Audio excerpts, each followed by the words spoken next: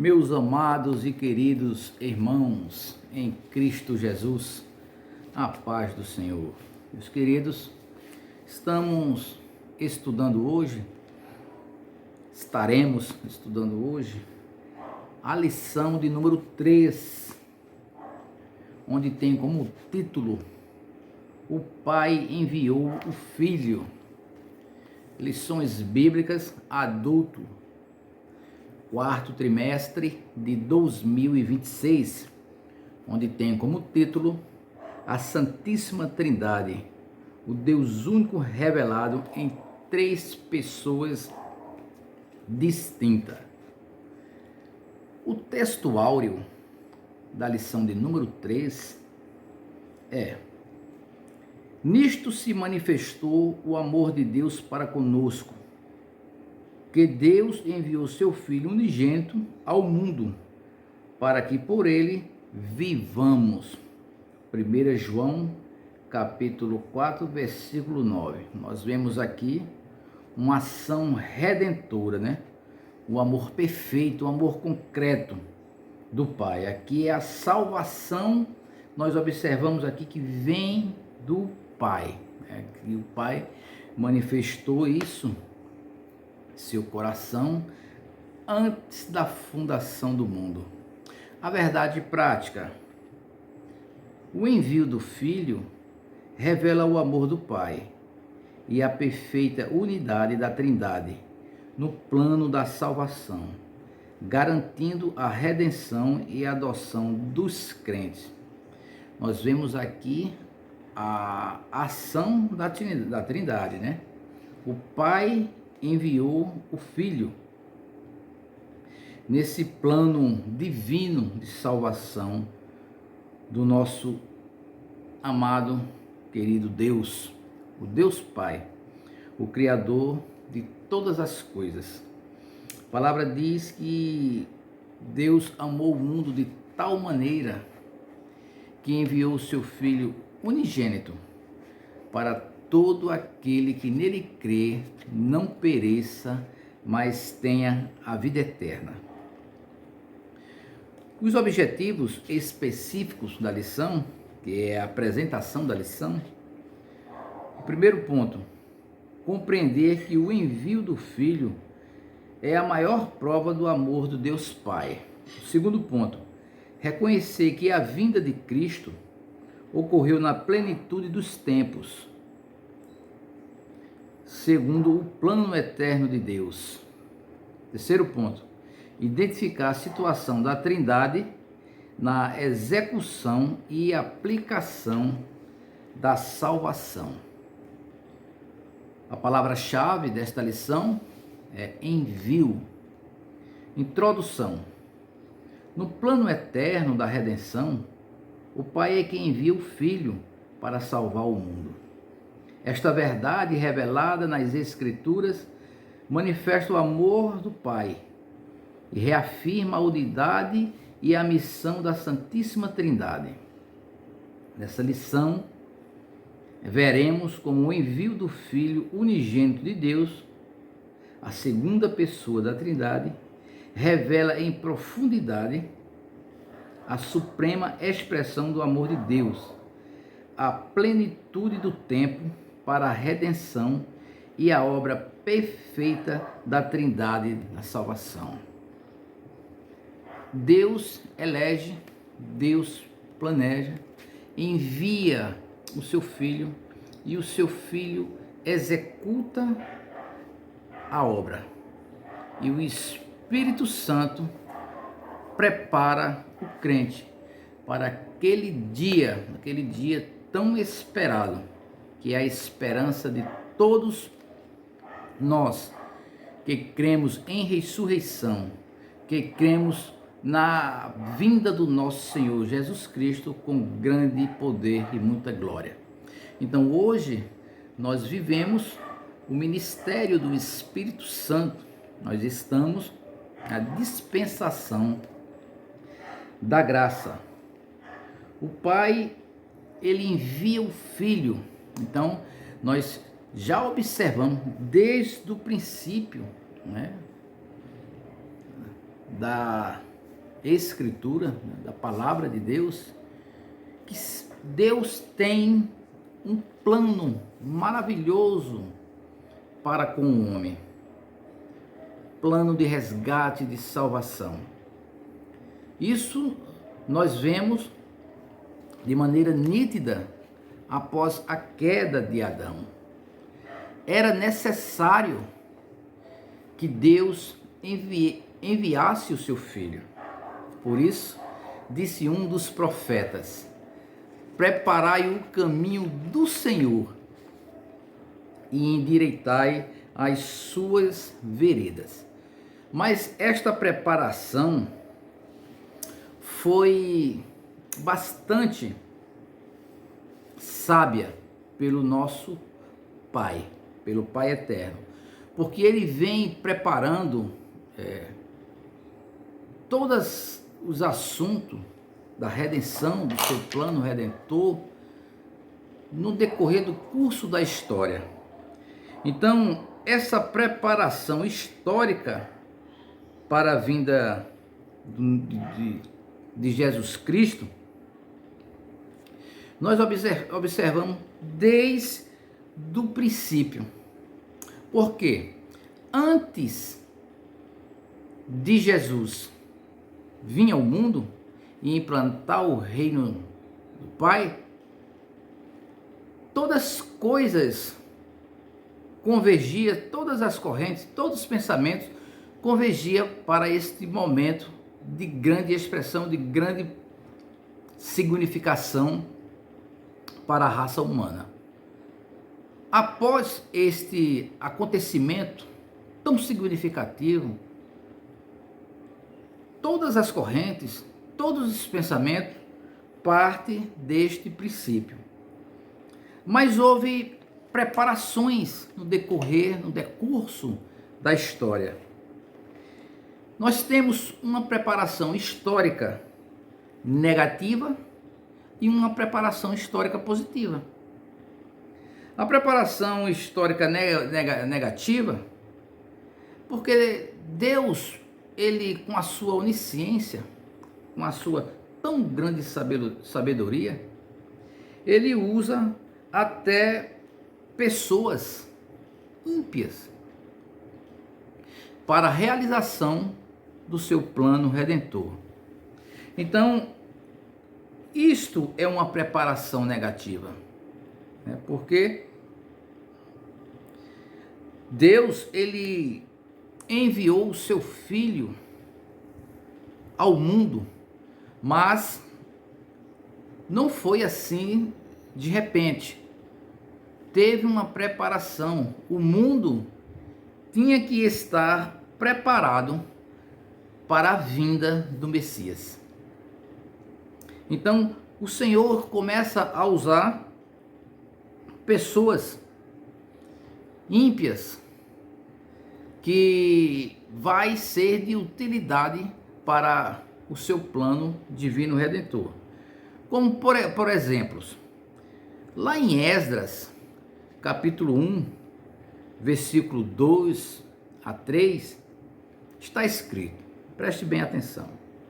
Assim diz Ciro, rei da Pérsia: o Senhor Deus do céu me deu todos os reinos da terra, e ele me encarregou de lhe edificar uma casa em Jerusalém, que está em Judá. Quem há entre vós, de todo o seu povo, seja seu Deus com ele, e suba a Jerusalém, que está em Judá, e edifique a casa do Senhor, Deus de Israel.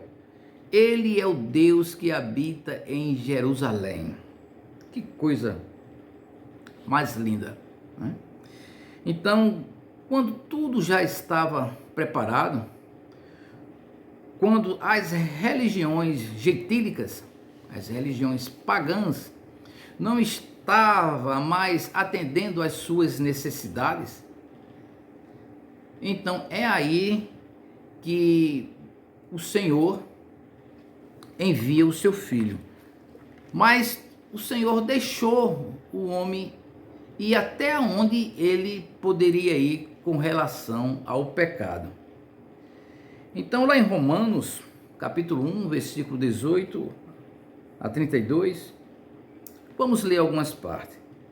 Pelo que Deus os entregou às concupiscências de seus corações, a imundícias para desonrarem seus corpos entre si, pois mudaram a verdade de Deus em mentira, e honraram e serviram mais a criatura do que o Criador, que é bendito eternamente.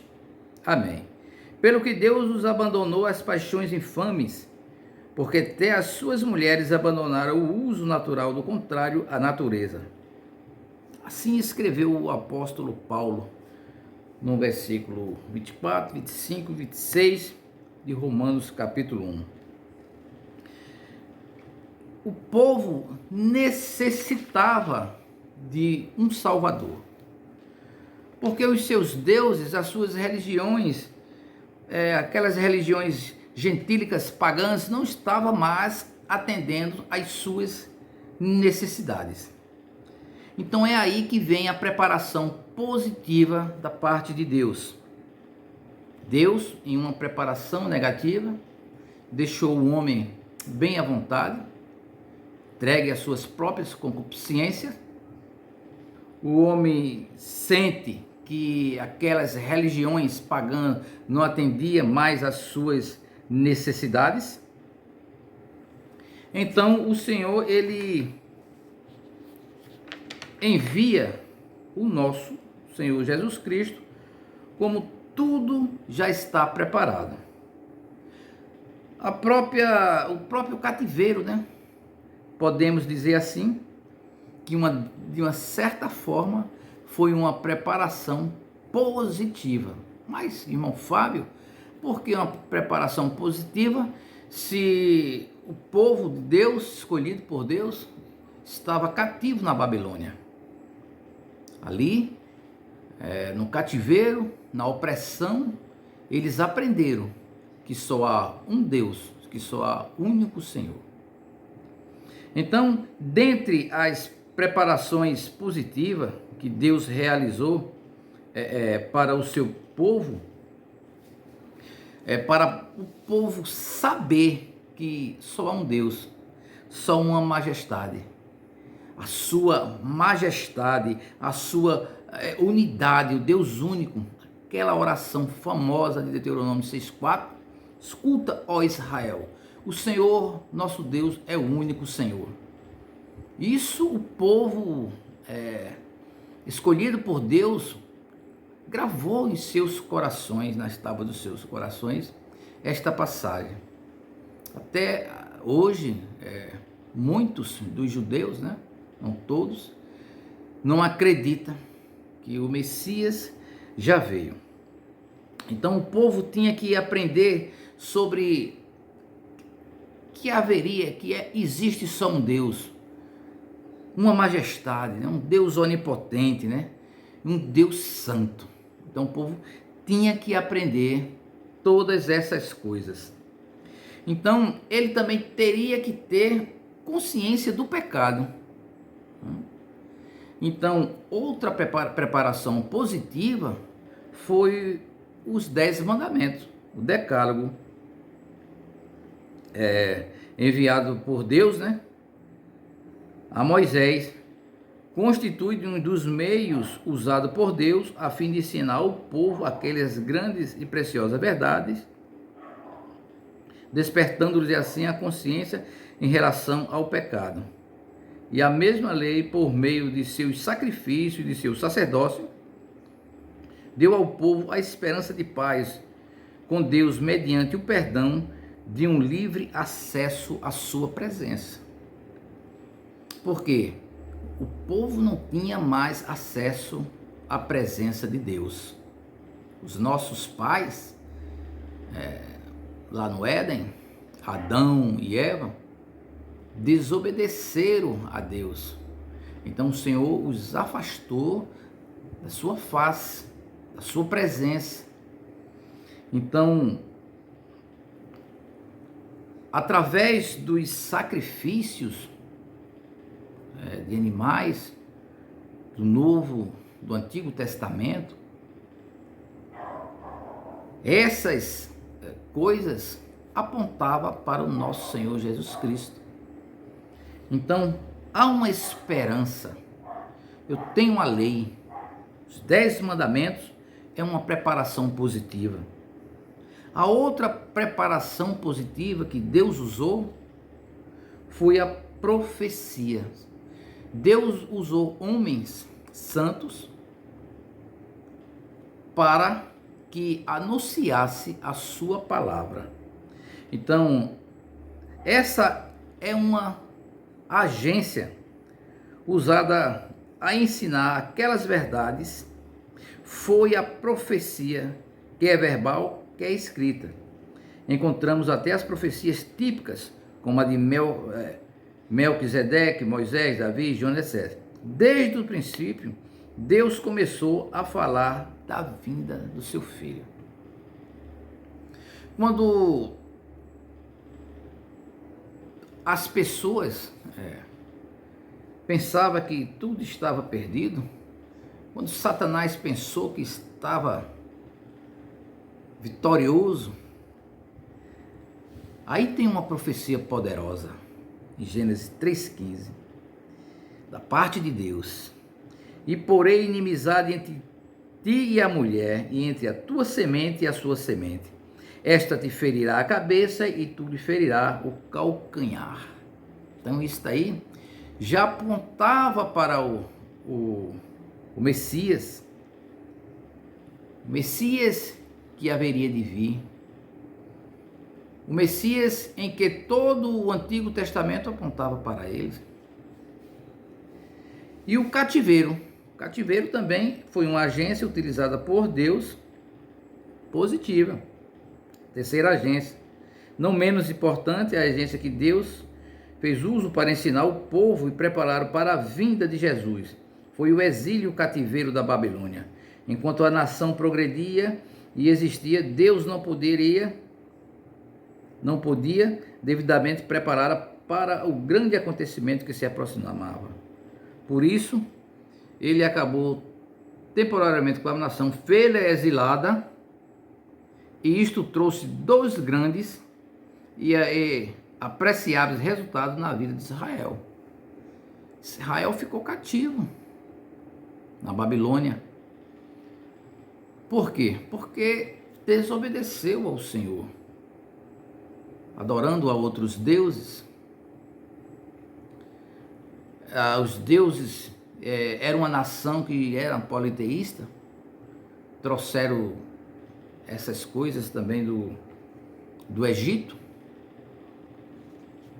adorar outros deuses. Os próprios pais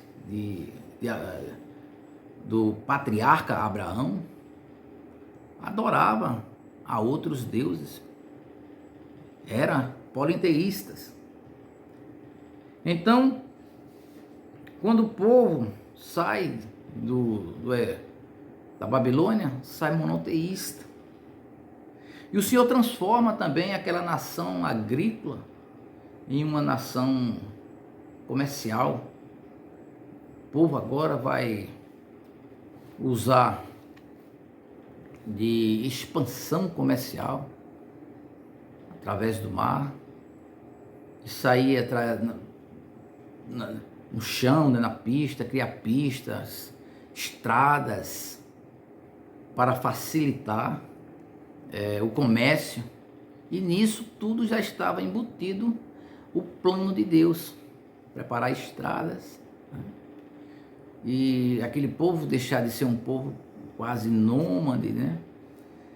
Havia outras nações, outros lugares, conhecer outras coisas, e isso foi se expandindo, foi havendo uma preparação para a vinda do nosso Senhor Jesus Cristo. A palavra de Deus diz que ele veio na plenitude dos tempos, quando tudo estava preparado. A pessoa de Jesus Cristo, Deus Filho, a segunda pessoa da Trindade. Essa segunda pessoa da Trindade, o nosso Salvador, ele tem duas naturezas: a natureza divina e a natureza humana. Só ele poderia fazer esta reconciliação novamente com Deus. Por quê? Porque ele conhece perfeitamente Deus, perfeitamente os homens, porque ele foi 100% Deus e 100% homem. Então, a humanidade de Deus foi muito importante. Mas no decorrer da história, surgiu correntes teológicas para negar a humanidade de Jesus Cristo, para negar a divindade de Jesus Cristo. Temos os ebionistas que apareceram no ano 107 depois de Cristo e negava a realidade da natureza divina. Veja, Jesus era um grande profeta para eles, para os ebisionistas, mas não era Deus. Então eles negavam a natureza divina de Cristo. Os ebionistas, e eram os judeus os ebionistas, dentro da igreja, né? Temos também os docetas, né? O docentismo, docetas, doquete, doqueim, que quer dizer aparição, que dizia que Jesus era uma aparição. E essa corrente apareceu no ano 70 da era cristã e se aproximou aproximadamente até o ano 170. Eles negavam a humanidade de Cristo. Segundo a filosofia dos docetas, as coisas materiais eram por natureza má. O mal redizia na matéria, visto que Jesus tinha pecado, logo não tinha também corpo material. Para os docetas, toda a matéria era corrupta. Então, para eles, Jesus não poderia ter um corpo, porque para eles todo o corpo era corrupto. Um pensamento da filosofia grega, né? Então, eles diziam que Jesus Cristo era uma aparição. Depois vem o arianismo, em 325, onde tinha como seu líder, Ário, o seu fundador, né? Ele negava a integridade e a perfeição da natureza divina de Cristo. O verbo que se fez carne, segundo o Evangelho de João, não era Deus, senão um dos seres mais altos do Criador. O verbo não era afinal mais que uma criatura de Deus. Para Ário, Jesus Cristo não era Deus, era uma criação de Deus. Ário negava a integridade e a perfeição da natureza divina de nosso Senhor Jesus Cristo. Dizia que era um homem especial, mas não era Deus. Então, essas correntes que vêm negando a humanidade, né, a natureza divina do nosso Senhor Jesus Cristo. Temos também a teoria de Apolinário, 381. Esta teoria apareceu no ano 380 da era cristã, negando a integridade da natureza de Cristo. Segundo os ensinos de Apolinário, Cristo não tinha mente humana. O que ele tinha de humano era o corpo e o espírito. Então ele está negando também a natureza humana de Jesus Cristo. A teoria de Nestório, 431. Esta teoria apareceu no ano 431. Nestório, seu fundador, negava a união verdadeira entre as duas naturezas de Cristo. Ele atribuía a Cristo duas partes ou divisão. Ele dividia. Ele dizia que quando Jesus estava dormindo, era humano, mas quando se acordava e acalmava o mar, era divino. Quer dizer que assim aplicava Nestório a pessoa de Jesus Cristo. Essa ideia logo se vê é muito errônea. Jesus não se divide em duas partes. Ele não opera parceladamente. Não é que ele agisse ora por meio da natureza humana, ora por meio da natureza divina. Quando agia, fazia com toda a sua personalidade. Jesus não era dividido.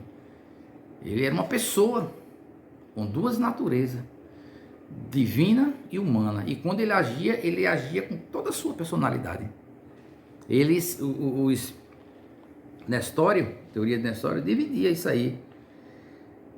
Eutiques também Segundo esta teoria, as duas naturezas de Cristo fundiam-se de maneira que formavam uma terceira natureza que nem era divina nem humana.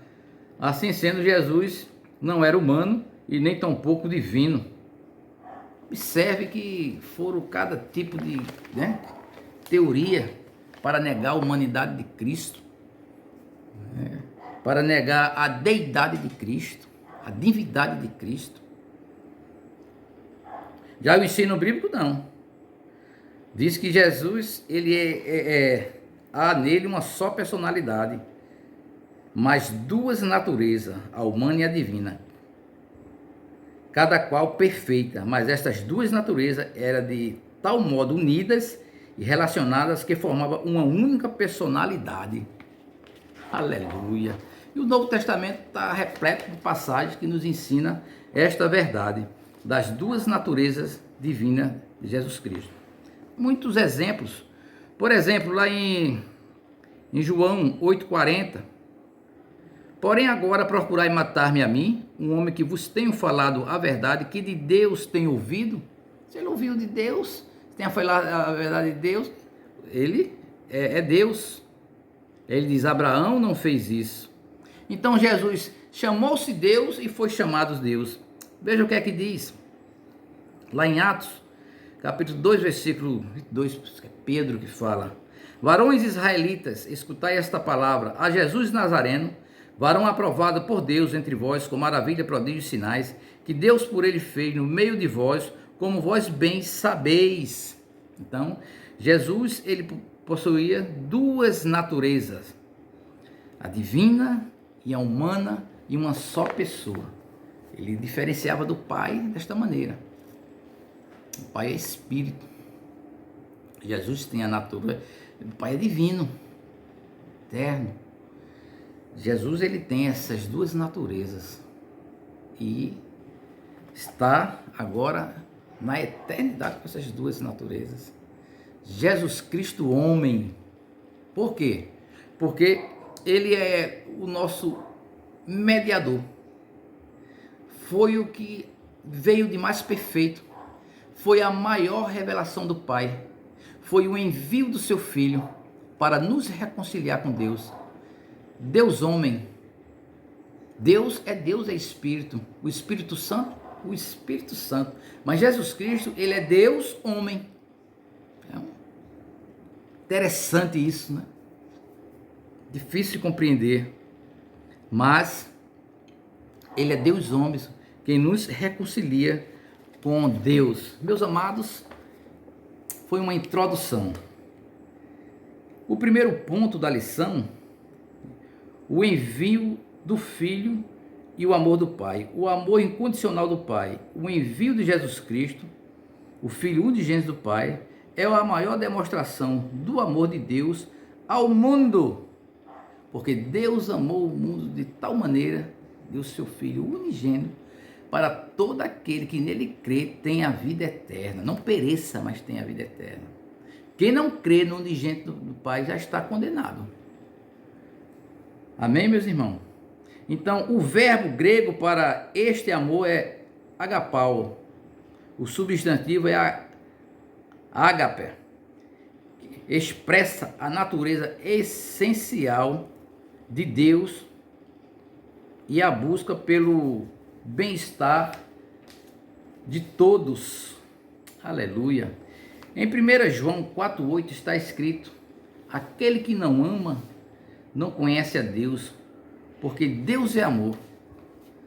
Porque não fomos nós que amamos a Ele, foi Ele quem nos amou primeiro. Deus é amor, aleluia. Lá em Romanos 15,2, portanto, cada um de nós agrade ao seu próximo no que é bom para a edificação.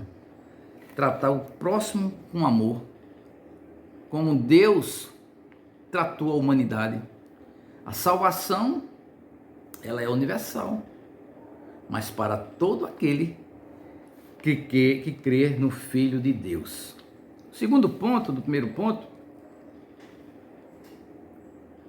a iniciativa soberana de Deus, desde a eternidade, antes da queda, no Éden, Deus tratou um plano de redenção em Cristo.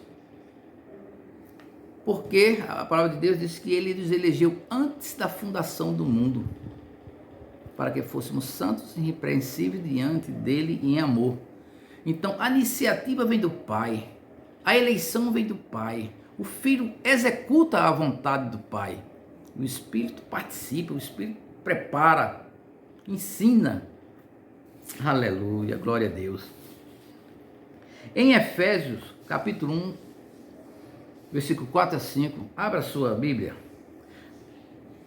Como também nos elegeu antes da fundação do mundo, para que fôssemos santos e irrepreensíveis diante dele em amor, e nos predestinou para filhos de adoção, por Jesus Cristo, para si mesmo, segundo o beneplácito de sua vontade. Então nós somos filhos por adoção. Eu posso dizer, eu sou filho de Deus por adoção em Jesus Cristo. Todo aquele que acredita que o Pai enviou o Filho para a salvação da humanidade e acredita que o Filho, aleluia, é enviado do Pai, que o Filho é o Salvador, aleluia, este pode ser chamado Filho de Deus, glória a Deus. Em 1 Pedro 18 a 20, também nós temos essa grande verdade escrita nas Sagradas Escrituras. Quase a Bíblia toda mostra esta verdade do amor do Pai, a sua misericórdia, a sua justiça. Toda a história apontava para esse ponto de máxima expressão para a humanidade, para a salvação da humanidade, da redenção, para a remissão de todos os pecados. Aqui, Jesus Cristo foi o último cordeiro imaculado. Na antiga aliança, no Antigo Testamento, era usado animais, né, para fazer propiciação lá na arca, né, da aliança, ali na tampa, né, que era aspergido o sangue do cordeiro imaculado, tampa do propiciatório, né, os querubins, aquele sangue era aspergido, e aquilo representava um sacrifício, já apontando para Jesus Cristo. Aquela fumaça na queima do animal que subia com um cheiro agradável, era um sacrifício da antiga aliança, mas aquilo ali era transitório, aquilo era Deus preparando o homem para este momento de alta significação, descobrindo-nos o mistério de sua, segundo o beneplácito que propuseram em si mesmo, tomar todas as coisas em Cristo, as coisas na dispensação da plenitude dos tempos, tanto que estão nos céus como os que estão na terra. Foi da vontade do Pai enviar seu Filho, e Ele enviou o seu Filho na plenitude dos tempos, como tudo já estava preparado. Ele nascido sob a lei, né? Nascido de mulher, nascido sobre a lei, para remir os que estavam debaixo da lei, porque a lei, ninguém cumpria a lei. Jesus Cristo não. Jesus Cristo, ele não veio acabar com a lei, excluir a lei. Ele veio cumprir a lei. Aleluia, glória a Deus.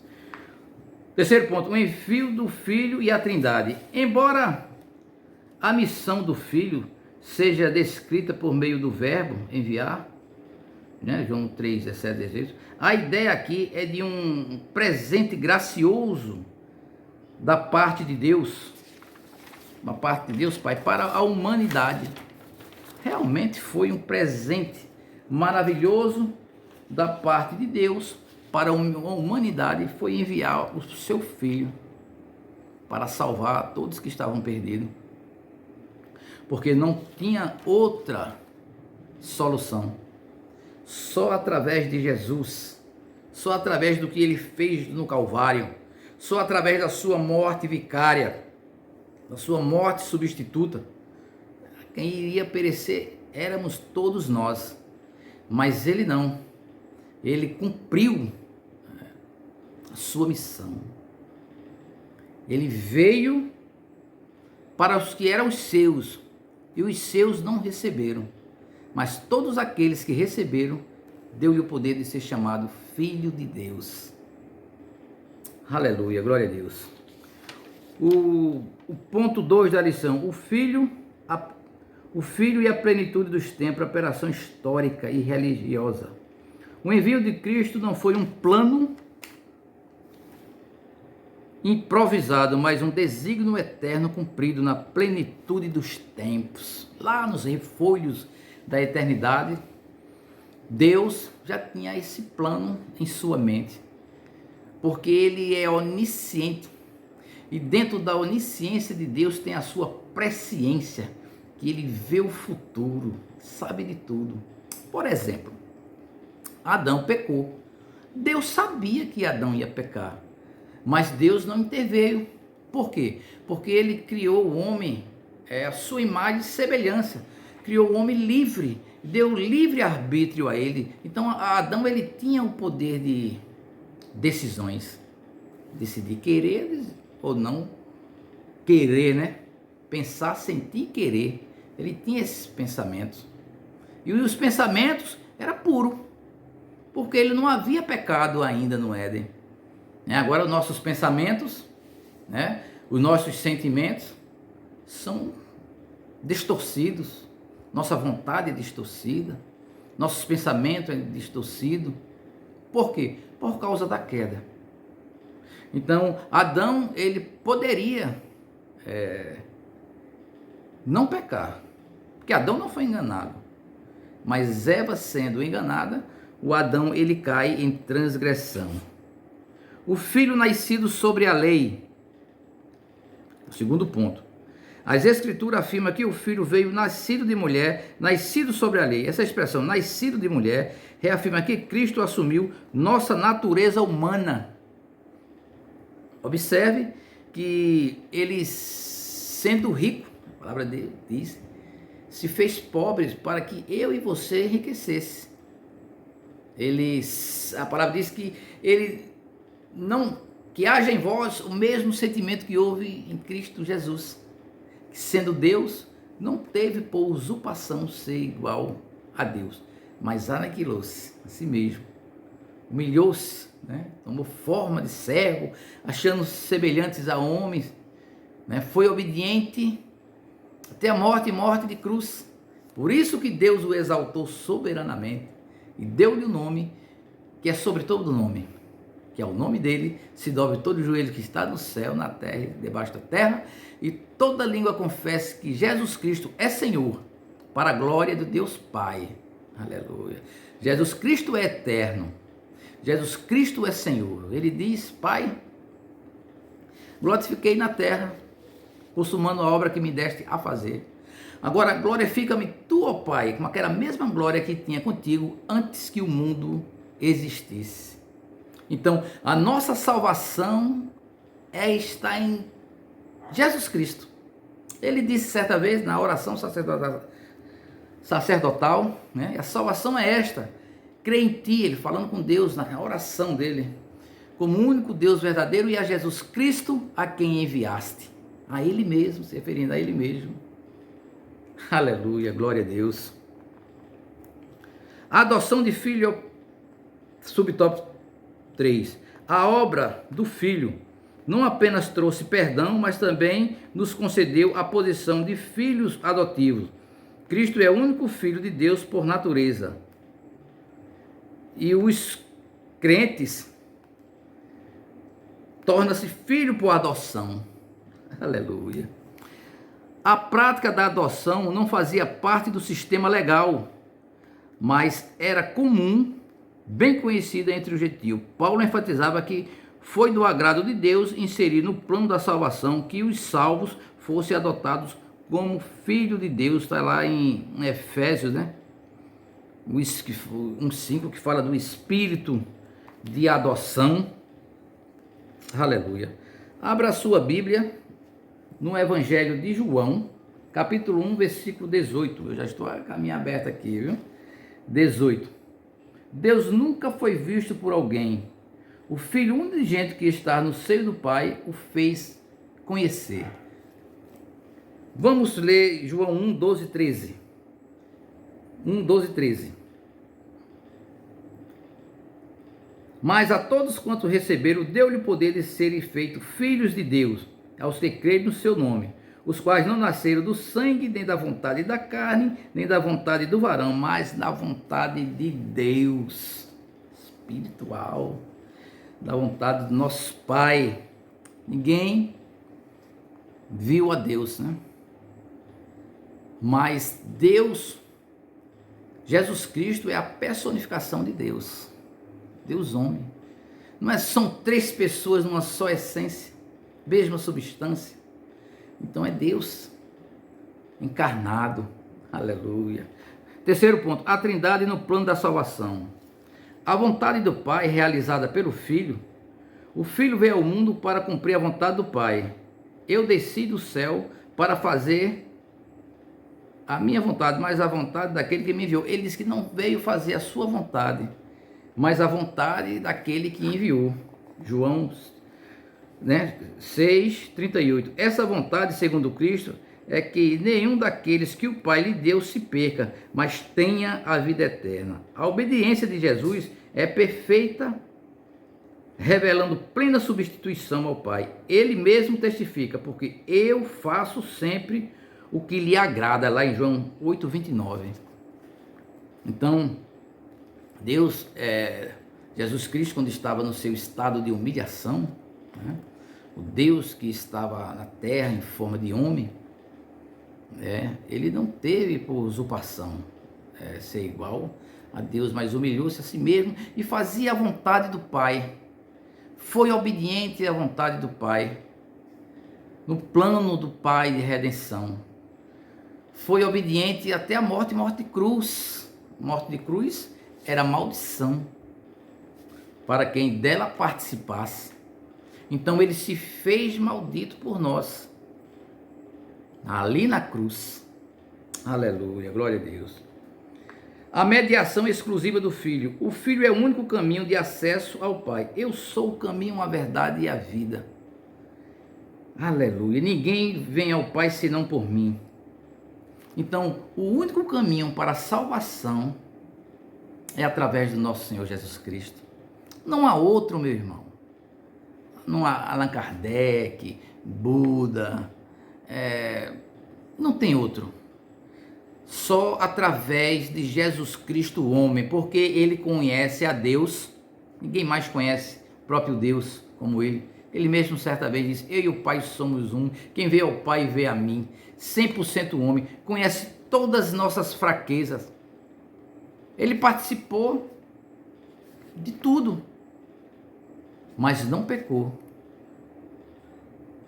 Porque temos um sumo sacerdote que não se compadeça de nossas fraquezas, porque em tudo foi tentado, exceto sem pecado.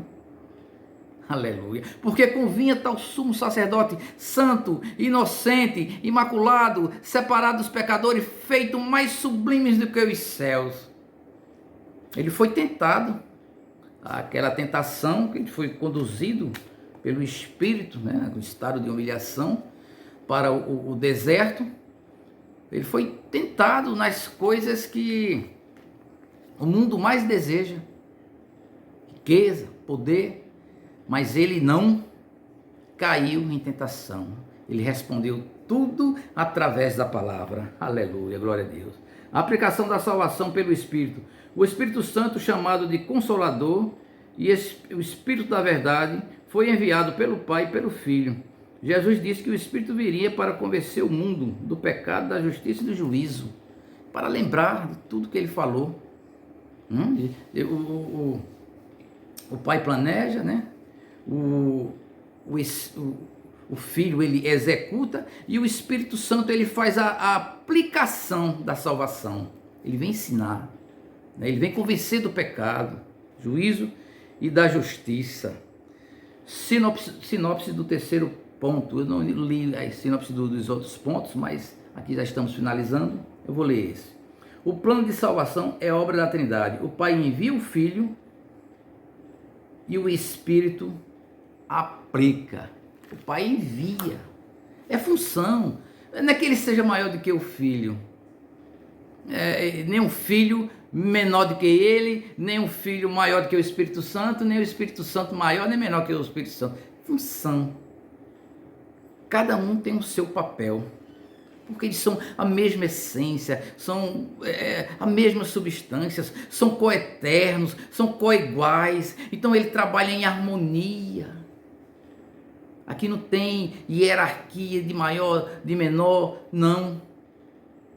Aqui é no plano da redenção, cada um com a sua função.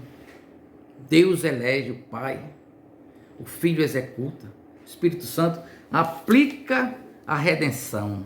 A conclusão: o envio do Filho pelo Pai revela o amor eterno e soberano de Deus e destaca a perfeita unidade da Trindade na obra da salvação. Deus não apenas amou o mundo, mas agiu em favor dele, enviando o seu Filho no tempo certo para redimir os pecadores. O Filho, em obediência plena, realizou a redenção e o Espírito Santo, em sua atuação eficaz, aplica a salvação ao coração dos crentes. Conhecer essa verdade fortalece nossa fé e nos convida a adorar com gratidão o Deus Trino que nos salvou. Louvado seja o nome do nosso Senhor Jesus Cristo por tão grande salvação. Deus nos abençoe. Que lição maravilhosa. E nos encontraremos, meus queridos amados irmãos, na quarta lição. A paternidade divina vai ser o título da quarta lição. Espero que esta aula de hoje vocês tenham assimilado cada ponto, tanto as introduções como até a própria conclusão. Que a palavra de Deus entre os vossos corações. Que o Senhor nos conceda paz. E se Ele não vir até a próxima lição, número 4, estaremos juntos, se assim for de sua vontade. A paz do nosso Senhor Jesus Cristo a todos.